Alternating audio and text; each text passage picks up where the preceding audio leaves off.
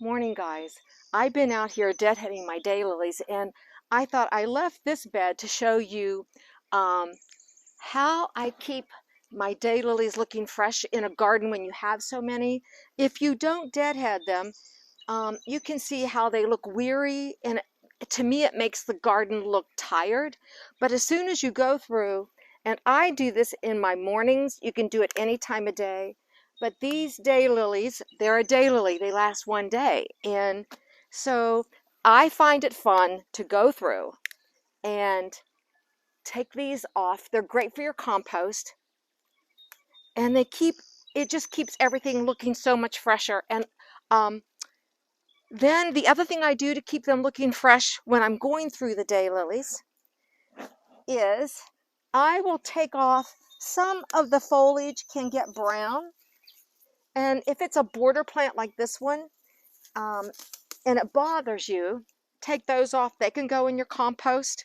If they're not a border plant and you have something that hides the base, that's not a big deal. For me, I like to do that. And then the one other thing I do, if I can find, here we go.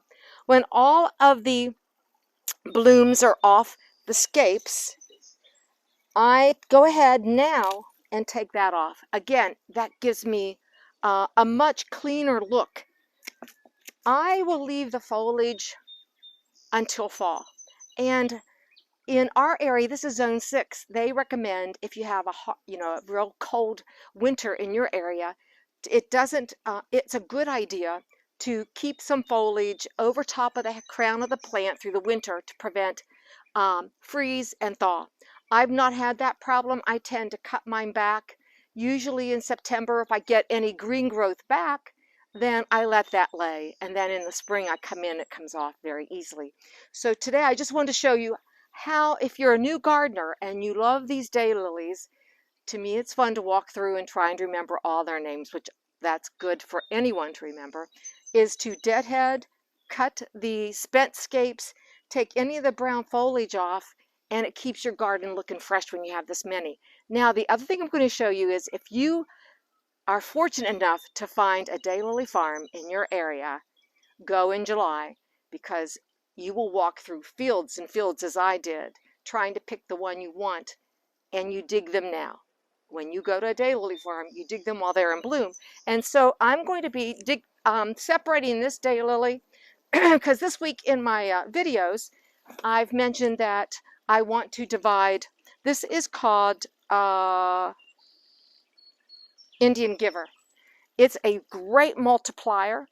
It has tons of flower buds on the scapes, and so I'm going to divide this one.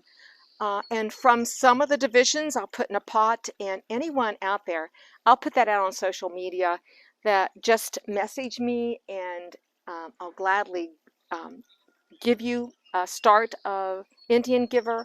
And I have a couple other ones that I would divide too if you want to come by the house.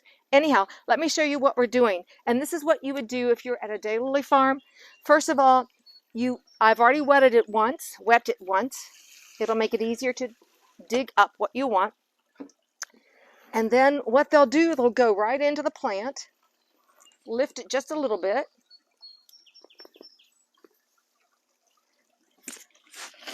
and so if you have friends who want some of your daylilies, you can do it now. So usually at a daylily farm, they'll give you 2 to 3 scapes. I'm going to go in here and cut right through the plant. I could take the whole plant out and they're not going to cry, but I could take the whole plant out and go through it, which should I? But today I think I'm just going to show you how you can just cut into the plant. Yeah. You can hear the roots dividing. And once it's out,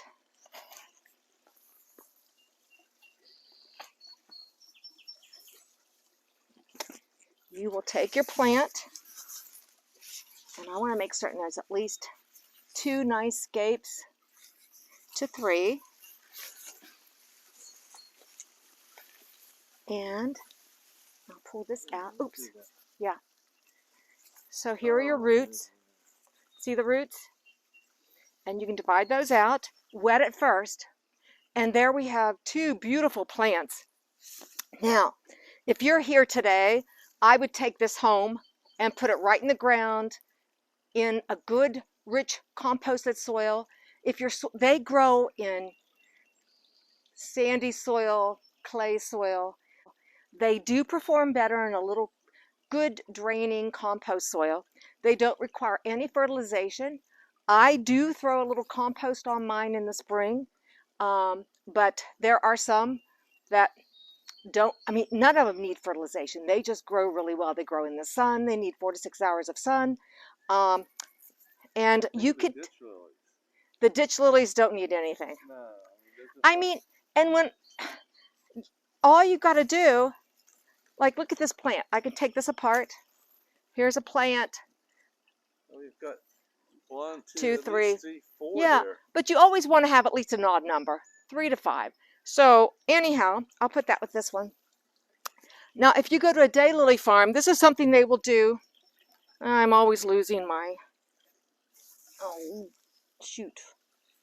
Where are my clippers? I painted them orange. Oh, here they are. I paint these orange so I don't lose them. When you go to a daylily farm, they're going to cut the foliage off. Because when you put these in the ground, it's all about getting that root system. So if you are at a daylily farm, this is what they're going to do. And for a good transplant, it probably wouldn't hurt to cut this green foliage off so that the plant isn't putting unnecessary energy into the foliage, and it just be the roots. The good news is all of those nice little flower buds will bloom for you, and there you have it.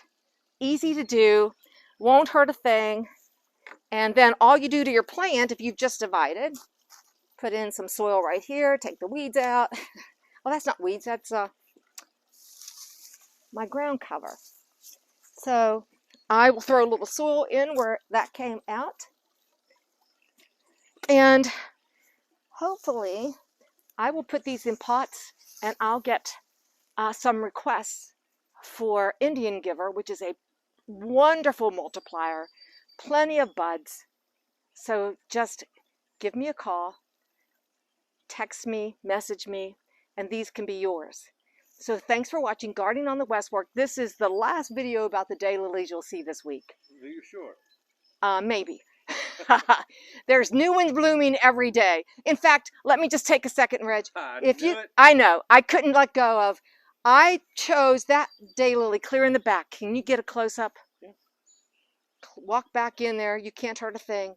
That is Jamaican me crazy. And I picked it because of its name. And anyhow, Jamaican me crazy is in bloom today. And I have several that are blooming now that weren't blooming before, but they do have ones that bloom in the spring, summer, and fall. And I can't say I have anything in the fall. The closest thing to my fall bloomer is Matt over there, the nice brownish color, and it will bloom a little longer than the rest of these. But anyhow, that is going to be my last daylily video of the week. And of the week. That means next week you're going to do more daylilies. No. This is the first, of the week. This is the end of the week that this is going up. The first, I won't explain it. The viewers will see it. Thanks for watching Gardening on the West Fork. Grooming and digging and dividing daylilies. We'll see ya. Bye.